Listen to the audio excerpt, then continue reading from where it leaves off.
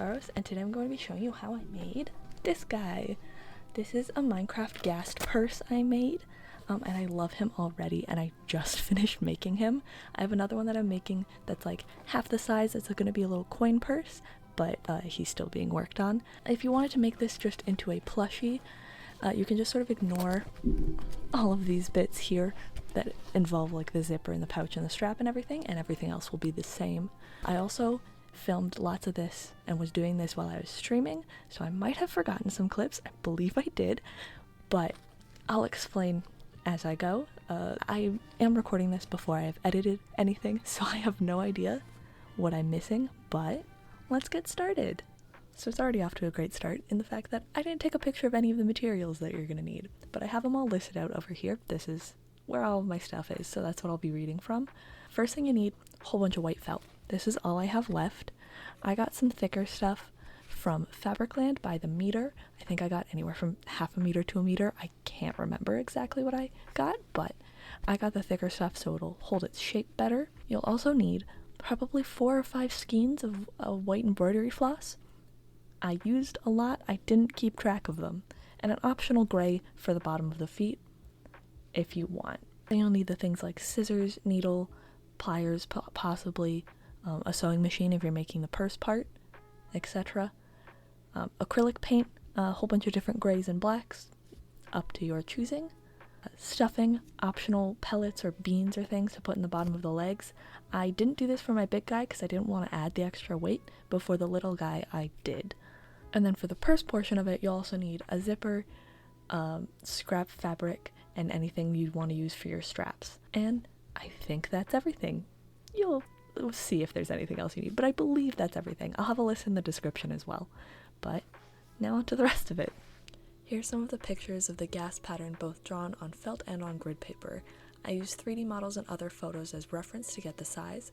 I also drew out a sort of paint by numbers for the painting process. I made the purse using the scale as 1 square is half an inch, and the mini ghast was 1/4 inch per square. If I was to make this guy again, I think I'd make the purse somewhere in between the two, because this guy is a little big. I drew the pattern lightly with a pen and used that as the back of the pieces. The ghast is deceptively a lot of pieces because of his legs. It doesn't look like much, but there is 36 leg rectangles, 9 feet squares, and 6 body head squares. Next is the fun painting bits that I like watching without any talking, so I'll explain it here first. I used 6 different colors of paint and mixed them beforehand. I did have a lot of issue getting the right light gray for like the main body portion, so I would say to test it a lot and make sure the paint fully dries before you decide if you like it or not. I also, for the big guy, used almost 2 bottles of like the little craft paint just for the gray, the main light gray, so I keep that in mind when you're going to be making things. But once I had the colors, I drew on the felt the little sort of squares where everything was so I could make it literally a paint by number, and then I just filled it all in.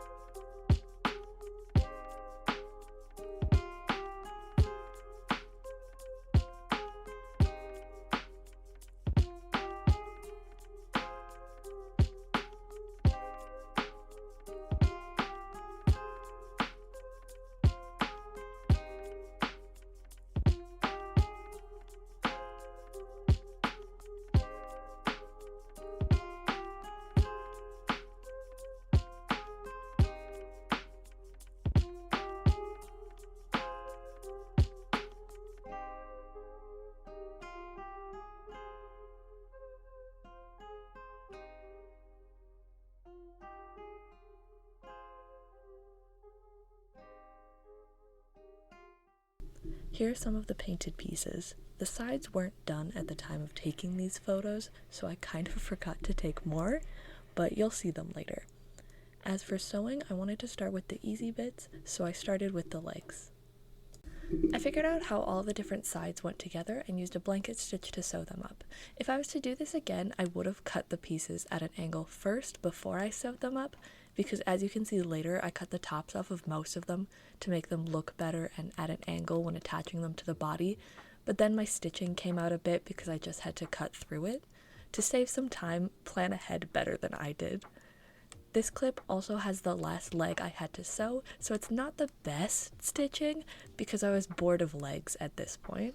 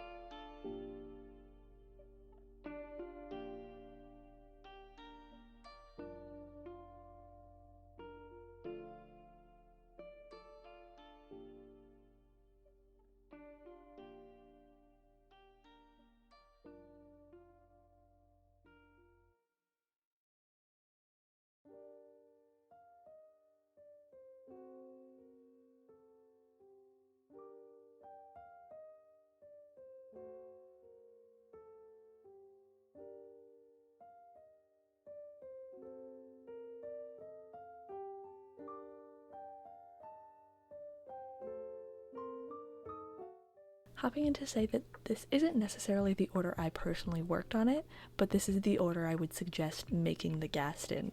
Do as I say and not as I do.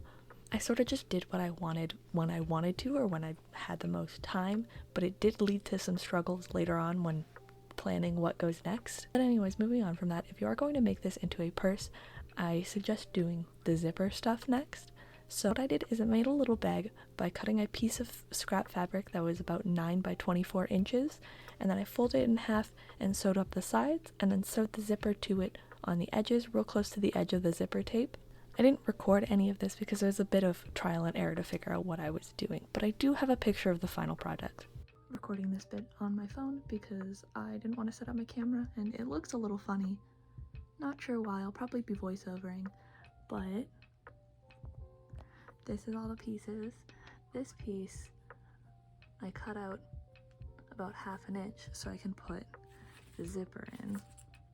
The top will look something like this once I sew it all down.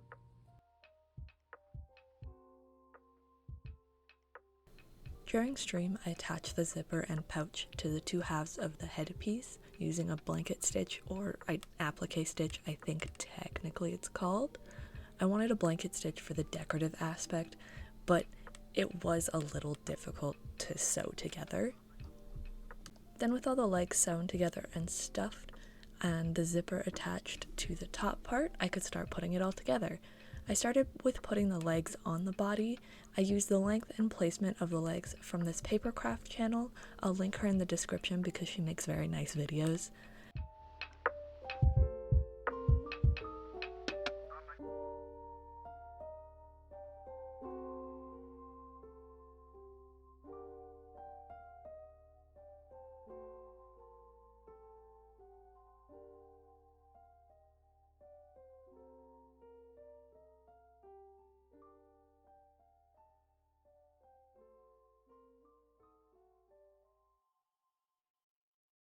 From there, I sewed the legs using 5 regular slip stitches per side of the leg. It didn't have to look super pretty because it's on the bottom, but whatever works.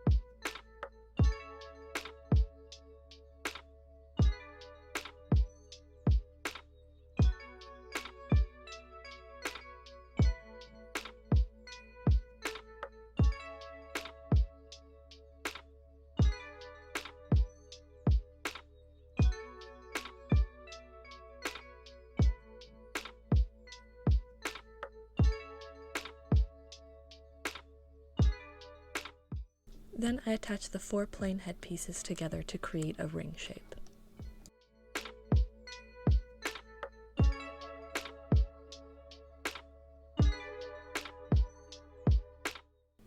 I put the top of the head on next. A tip is to make sure you're looking at reference photos because I had to undo some work because I started to put the top on backwards.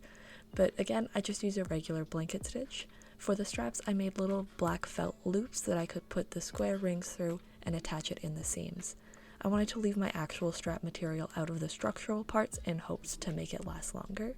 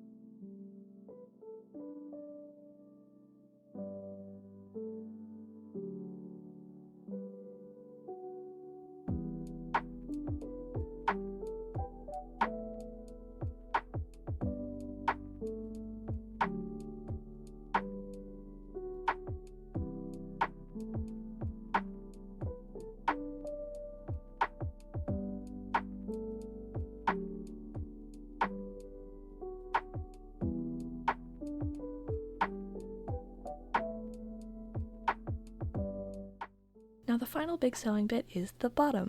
I didn't record any of this because it was close to midnight a couple days ago, but it's the same thing you've been doing the whole time. A blanket stitch around all of the edges to sew the bottom onto the body.